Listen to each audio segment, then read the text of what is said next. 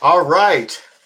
It is your boy, Underdog Crypto, aka Jay, and I'm here with a special cryptocurrency video. Folks, I discussed this over the past week. It's been a build up to get to this point.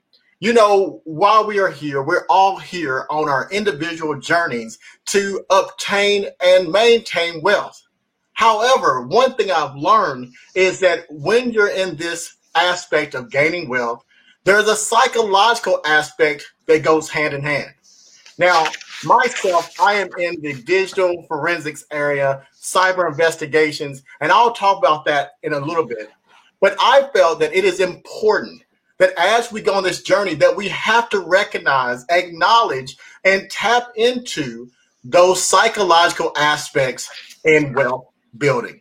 And to do that with me today, I have a very special guest, someone who is an expert, not only just the expert, folks, the expert's expert in the area of psychological aspects of wealth building. And also, I want to let them introduce themselves. So without further ado, I'd like to introduce our guest today, Dr. Ajetta Robinson. Dr. Robinson. Hey there. Thank you so much for having me. I'm always excited for any opportunity to chat with you. I'm a licensed clinical professional counselor with expertise in grief and trauma, but I'm also an income strategist for entrepreneurs. I specialize in mental health entrepreneurs, but I have certainly spent most of my career helping Fortune 500 companies manage their income and scale their income. So super excited to talk about the intersection of psychology and behavior and what that means for our wealth building journey. And if you would tell us a little bit about your background, as you stated, in regards to wealth building. I know that you're an income strategist. Could you give us that aspect as well? Yeah, so one of the things that I do really on a daily basis is help entrepreneurs or even just solo practitioners identify how to leverage their resources, their skill set to generate wealth.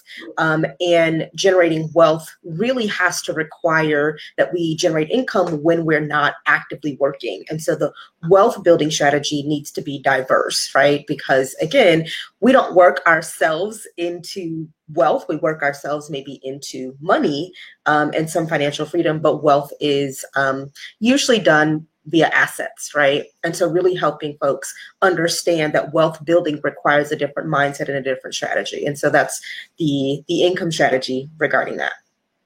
Okay, well, I appreciate you sharing that with us. And I'll just give an introduction to myself for those individuals who don't know me.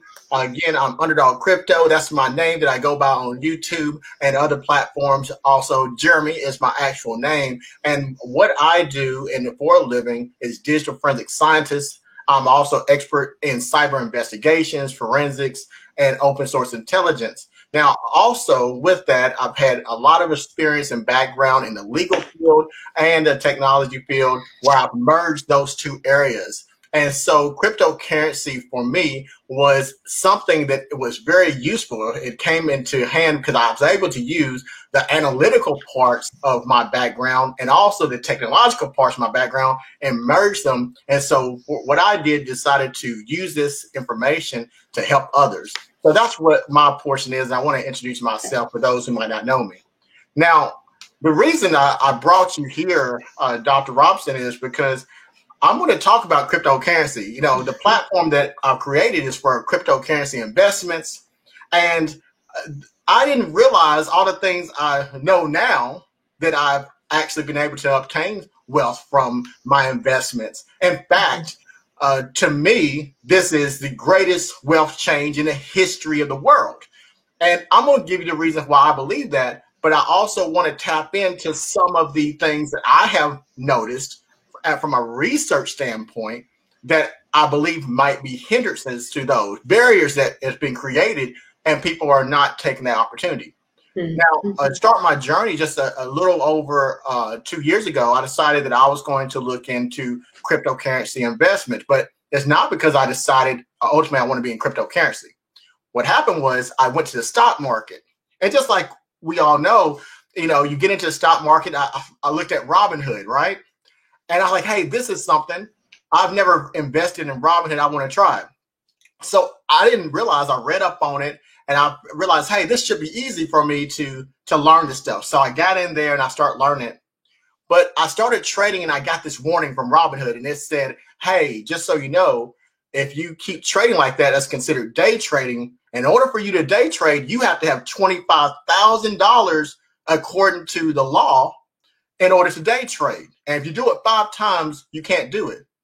Now that threw me off, Dr. Robinson, because I was thinking to myself, why would they? I'm winning right now. I'm making money. I turned $500 to $5,000 in less than 3 weeks. I didn't understand how is it they're going to stop me from making money.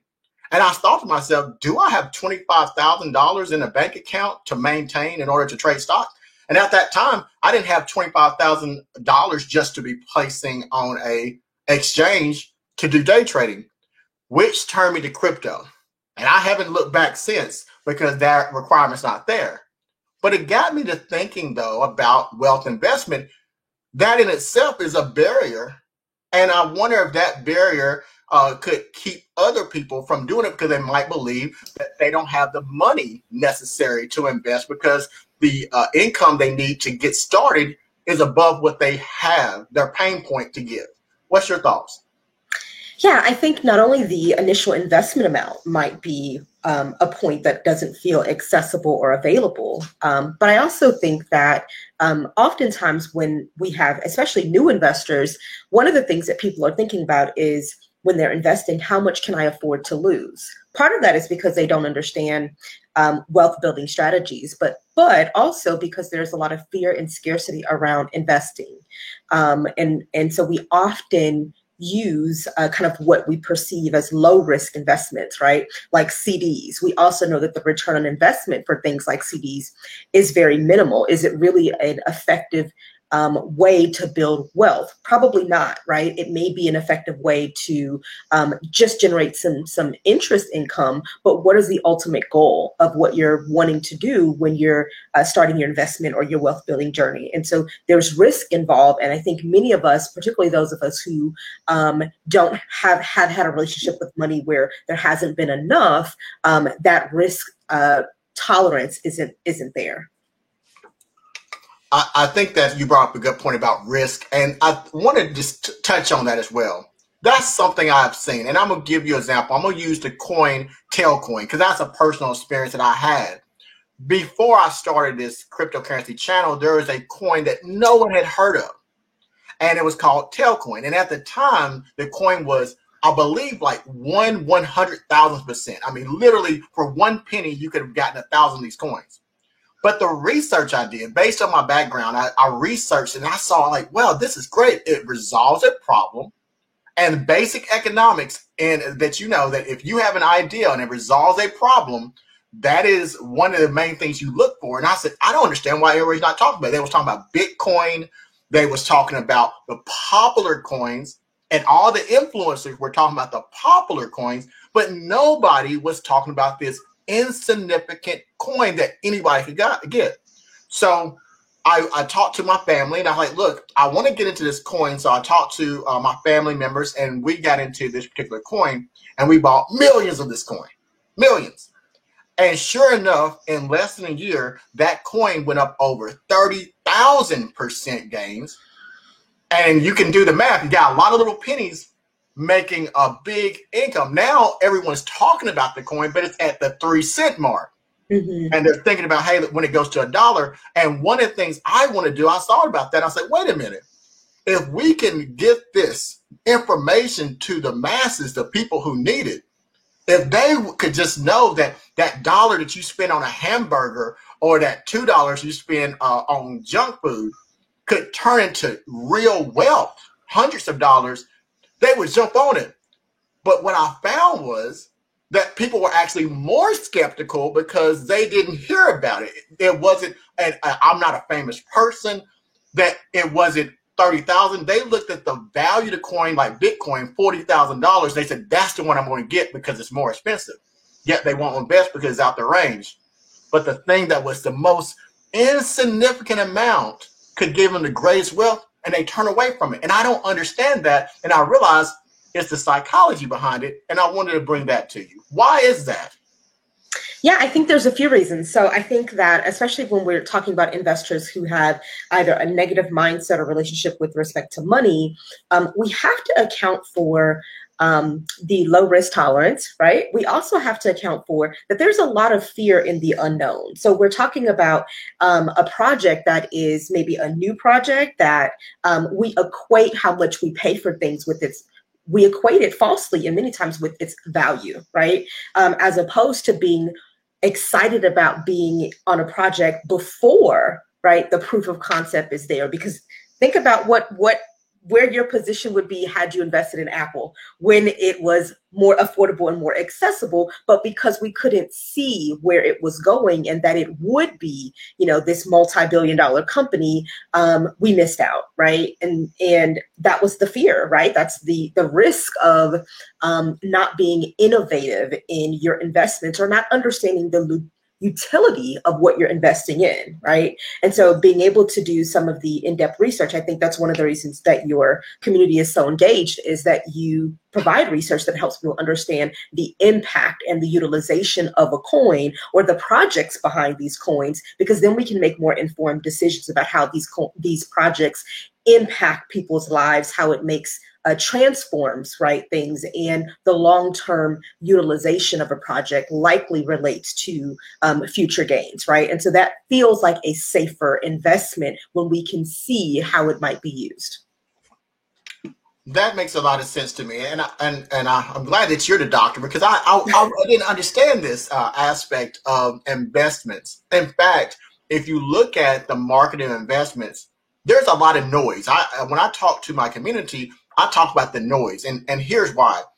As a researcher in the technology area, the research is a translatable skill set across different areas of expertise. Mm-hmm. I understand that as a doctor in your area of expertise, you still have to worry about bias. Yes. And you must worry about your own bias and bias influenced by outside factors. That's why they get placebos and when they do medical studies. Now, same thing with me. As I research these coins, I will have the bias of the influencers, people who have a lot more influence, celebrityism, and they influence. And then that is a strong indication. So typically I'll put myself in a room and I try not to research anybody else's information because it helps me cut out. But then afterwards, I go and I look for the negative consent and I look for positive aspects. And somewhere in the middle lies the truth. Now, that brings up why I want to talk about this particular phenomena of Shiba Inu, or Shiba Inu. This is, if you don't know about it, I'll give you a little background. Dogecoin came out a few years ago, and it was called a joke coin, and everyone knows that aspect. And it was a joke coin. I considered it a joke coin. Matter of fact, I had a lot of Doge at one point. Didn't make any money off of it, unfortunately, right? But it was a joke coin. It was made with no utility or use. Now, of course, Elon Musk and other individuals promoted his coin. And now that Dogecoin went up from, at the time, something like one of the cheapest coins you got, 100,000 cent, all the way to 70 cents at its height. Now, if you do the math, millionaires were made off this coin. Mm-hmm. Millionaires. And they didn't have a big portion of investment. Now, I'm going to be honest with you. I like to be transparent. I was mad at the Doge community. I'm not going to sit here like everybody else and say I wasn't. I was upset because here I am with all these degrees and certifications. And that means that someone without any knowledge went on Robinhood, dumped a little bit of money on this coin, and they made more money than me and all my skill set. It made me mad. I was upset. As the young folks say, I was hating on them. But then it occurred to me with the Doge phenomenon that there was a piece of this that had nothing to do with my area of expertise. It had nothing to do with my research, had nothing to do with the technical analysis, the historical price action. It had to do with the psychological aspect of the people who supported the coin and the reasons why, which I'm going to bring into the question today for you. That psychology behind it. And so one of the first questions is that I want to start with that I was asked is, how is psychology related to our investment behavior? Could you speak on that? Yeah. So if we have a negative relationship with money, right, we might not understand how our mindset about money influences our behavior. And so our experience with money is one, might be where there isn't enough, right? So that creates a negative relationship. We might not feel like we have the economic or emotional capacity to forego the rewards of long-term investments. We might engage in, because we operate from a space of scarcity, because there isn't enough, or there's the fear that there won't be enough, or lack of access to money, right, in our lifetime. When we do receive money, we might be more likely to spend it on things that meet an immediate need, right? Because in order to engage in investments, we have to adopt a mindset that says something that you do today is going to have a benefit for you somewhere along the line in the future, right? So people who have a negative relationship with money, or people who literally are operating on, you know, a base level of meeting their needs, there isn't capacity to think about generating wealth, because we are literally trying to meet the most basic needs that we might have. And so really understanding our behavior and our circumstances. Are we operating from a place of survival? And this can happen even when we're not actually in survival. We see this a lot for individuals who have, like myself, right, who have our first generation college graduates, or first generation poverty kind of survivors, right, that have kind of changed the economic status of my family, but that's my nuclear family. But we inherited all of these beliefs about money, about poverty, about lack, and we have to do something to disrupt that, right? And so if we are only going on our own experience and our own knowledge, then we might continue to repeat the cycle regarding investments. And so the psychology is made up of our thoughts, our feelings, and our experiences as it relates to loss, because I think that's what a lot of folks who don't understand investment and wealth generation, they think about the risk because the rewards don't feel tangible. That's a great answer. I appreciate you articulating those aspects, those nuances that I couldn't articulate. And so with that, we have this new coin, Dr. Robinson, Shiba Inu. Now, here's the problem.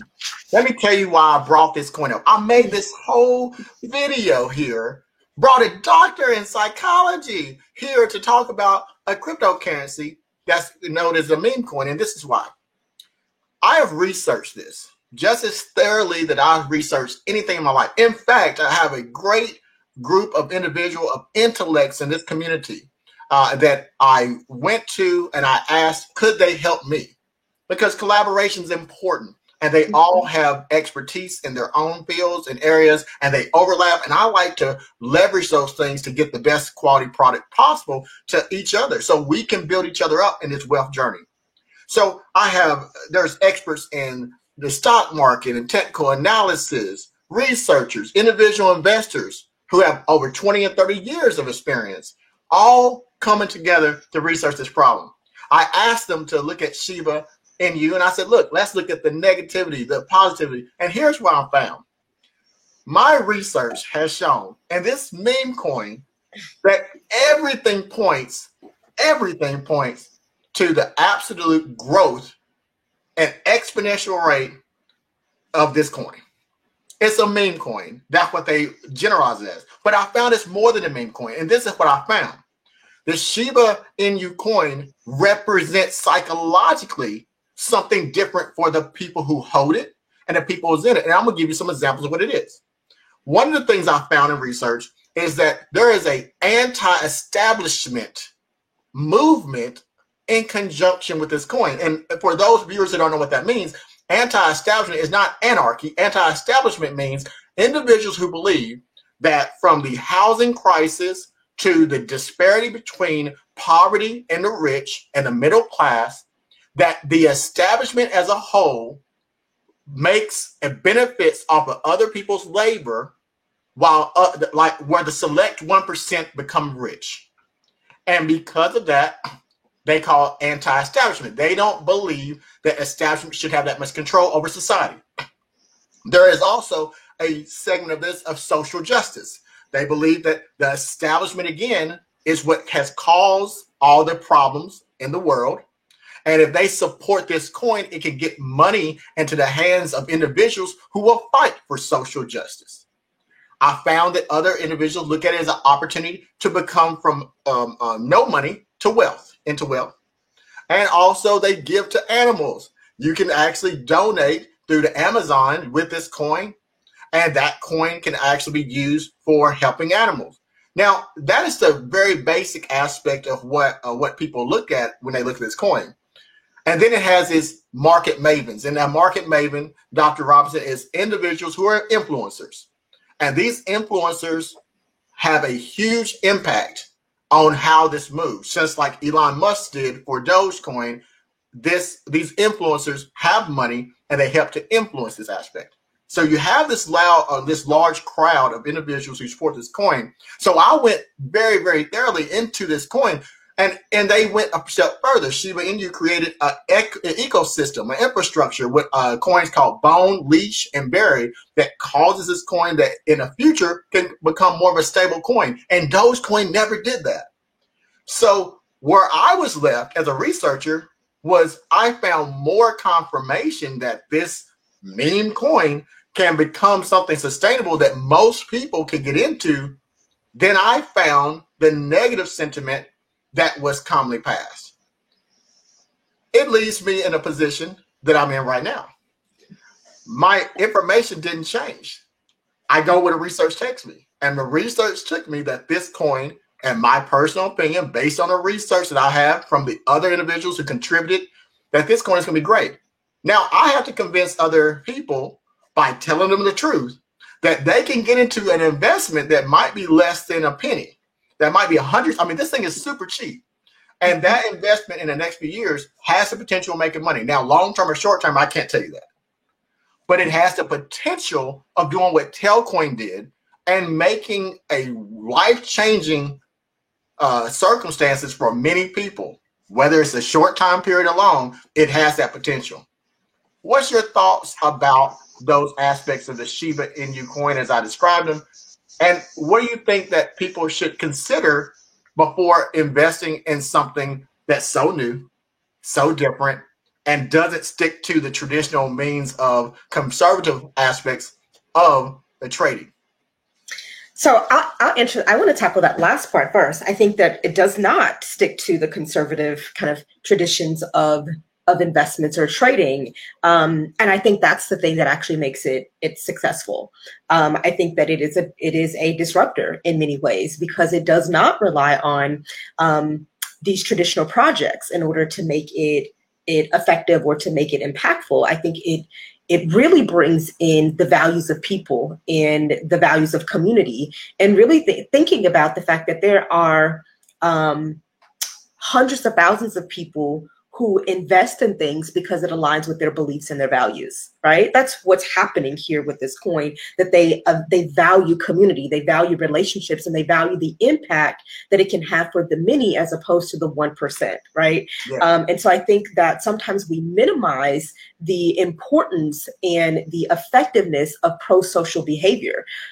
Investing in a coin that aligns with our values has become so important. If we think about how many corporations have had challenges in this pandemic because of the way that they have responded to social justice issues, right, and crises, their corporate responsibility is a big piece because it's based in the values of how we treat people and the sense of belongingness. And so I think, just some of the things that I've seen in my cursory, look at this community, specifically around this coin, is a sense of belonging and a sense of connectedness, and that turns into a sense of purpose. We invest in things that create experiences, transformation, and impact, but influencers are so effective because they are relatable, right? They speak our language. We know, like, and trust them, and that can relate to or lead to us disregarding data, disregarding even sometimes true things, right? Or unbiased perspectives, because we will default to relationships, right? We are very loyal, even when the unless the loyalty becomes in conflict with a value or belief that we hold that's higher than that. And so I think this particular coin aligns for so many people who value social justice, who value the redistribution of wealth and access to wealth. And so I think this piece I don't think it's going away anytime, right? Whether it's under this coin or another one that gives people an opportunity to feel like they have agency and autonomy to impact change in this market, right? I think that's one of the things that, this crypto industry or Bitcoin was even founded on, was disruption. And so I think this coin is in alignment with that. All right, and I want to bring us into, I appreciate you providing that great response. And I think it's important to recognize the Shiba Army, as they call themselves. And I guess I'm a part of that army because, I did buy into this coin. Full disclosure, I did buy into this coin. No endorsements here. I bought into this coin on my own. No one's paying me for what I do. But I believed in that aspect, the sense of community. What I have seen on their blogs is such a positive influence. In fact, a story I'm going to share while we have a couple of minutes left was an individual just 2 days ago who posted on his SHIB's website in their Reddit. And he said, I only have $78. That's all I can afford. I want to be a part of this army. I hope that's enough to buy in.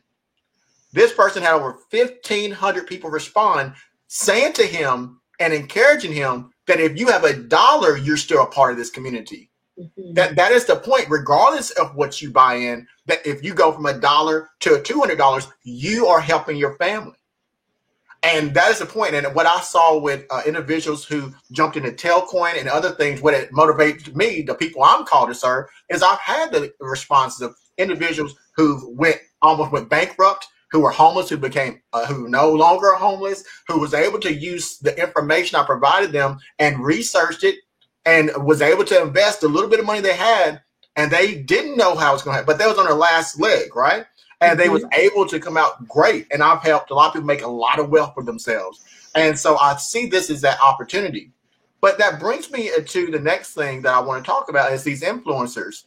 And the question that was asked is, what helps us understand the impact of influencers and your investment behaviors in regards to, I'm not talking about these big name brand coins that cost you a lot of money. I am talking about things that cost you less than a penny for the most part. What is the impact of these influencers and how do they affect your investment behaviors? Yeah, so influencers are at the core someone that has the ability, it could be individual or a community that has the ability to change one's thoughts, feelings, and behaviors, right? And so these influencers, they utilize relationship-based marketing. And so they create a sense of relationship, whether it is you can relate to them because it's your current position, or you relate to them because it's an aspirational quality or position that you aspire to. And so they also utilize FOMO, the fear of missing out, in their marketing, right? And this, call to action is, if you follow this advice, you can have whatever they represent, right? But it is relationship based, and we are relational beings. And so it creates a space where they provide information, they provide opportunity, they provide what looks like transformation, the ability to change one's life if we take a certain action, right? Or if we trust whatever their advice is, right? Usually there's a call to action to do something, to invest, to join, to mobilize, to communicate, right? And I think the power of influencing influencers, they have to be very careful because there is an impact that they can have on people's life in a very real way. We have seen the things that influencers can say that can destroy the financial stability of people if they just take their advice at face value.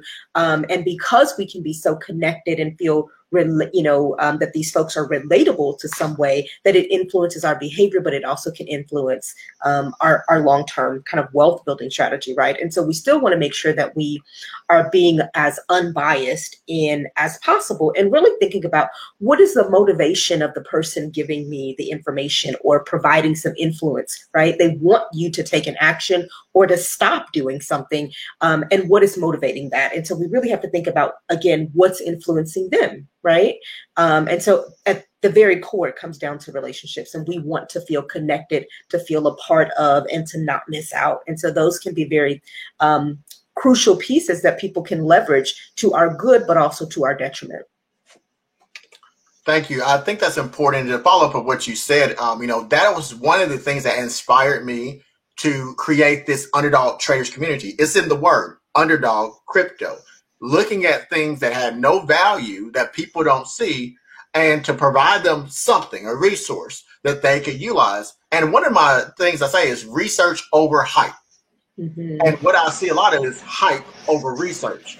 Yes. Now, in this market, I'll be honest, it's a very volatile market, but I have found a way to try to mitigate some of these risks by taking that hype and putting that to the side and providing people the ability to be free thinking individuals who can take my skill set, the research, and provide it to them, and they are able to do further research. Mm-hmm. And that sometimes puts us in lonely spaces. I'll tell you, Dr. Robinson, I stay alone in lonely spaces because when you're there first, it's a very scary feeling when you see something and you know it's going to do well over the long term, but people want to see it now. Yes. Which brings me to the next question about this.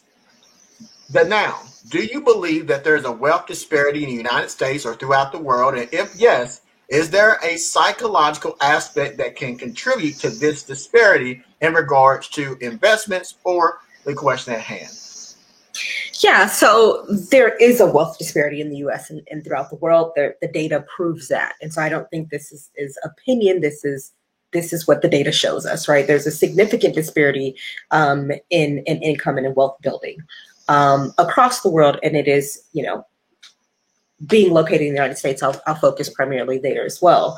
And yes, there is a psychological aspect that can contribute. We've talked about the behaviors, we've talked about the mindset, but we've also talked about access. And I think all of those pieces come into play here. But we also can't minimize the impact of some of these sayings that I'm sure, you've heard and your audience has heard about the way that we generate wealth, right? Oftentimes we are told to just pull ourselves up by our bootstraps because that's how so-and-so did it. And it's fundamentally not true.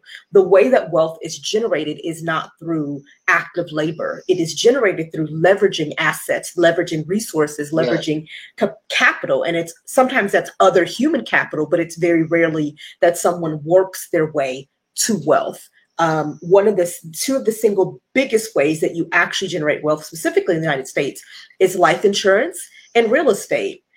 Two things that are often not available to underserved and marginalized communities. And so it further creates that wealth gap, right? So life insurance is that many people don't know is one way that wealth has traditionally been passed down in this country, and it's not taxed, right? And so that creates a different playing field, different level of resources, right? But wealth being something that is earned, and I don't mean that as if you're not entitled to it, it doesn't belong to you, but that it is not generated through labor, right? It is generated through leveraging of assets. And so if we have a space where we believe, what do we believe about who generates wealth?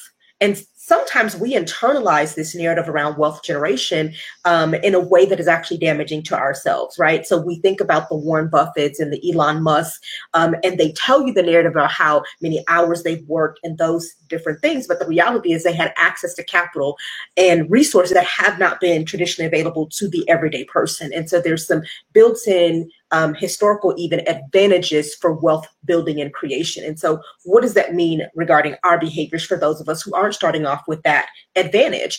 Is that we have to be more intentional, innovative, and not allow scarcity and fear to prevent us from being able to be innovative and get in on some of these projects. It also means that we have to change our behavior as it relates to money, right? So that might mean foregoing new shoes, right? If the ones you have are still, closed in and they still work, right? It may mean that we have to change our budget for eating out and entertainment because we are positioning ourselves to generate wealth and not an accumulation of things, right? And I'm not certainly talking about those who aren't don't have enough food, right? We're talking about those that have the basic needs met and are intentionally generating or investing whatever residual they may have that's left over. But it is a behavioral and a psychological relationship.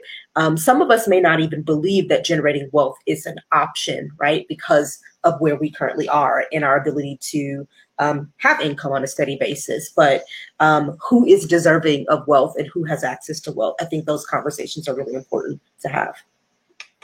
Thank you. And I think, I know we didn't spend a lot of time, and we're going to wrap up almost at this point. That 30 minutes went by fast, Dr. Robinson.